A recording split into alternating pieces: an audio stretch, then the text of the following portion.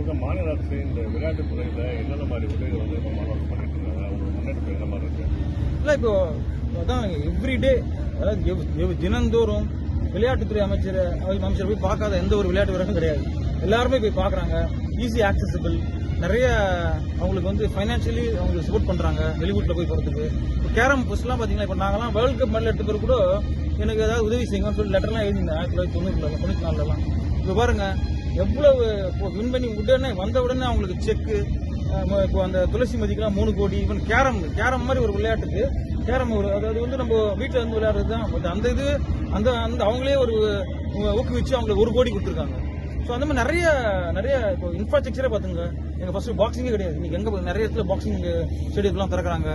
அதே மாதிரி நிறைய மினி ஸ்டேடியம்ஸ் திறக்கிறாங்க. ஸோ இதெல்லாம் வந்து நல்லா பண்ணுறாங்க. இது சரியான டைம். இது நம்ம விளையாட்டு வீரர்களை நல்லா உபயோகப்படுத்தி அவங்க சர்வதேச அளவில் அல்டிமேட்லி ஒலிம்பிக் மெடல் தான். நம்ம ஒலிம்பிக்ல போய் மெடல் எடுக்கிறதுக்கு கண்டிப்பா இதெல்லாம் பயன்படுத்தி ஒலிம்பிக்ல போய் மெடல் எடுக்கணும்.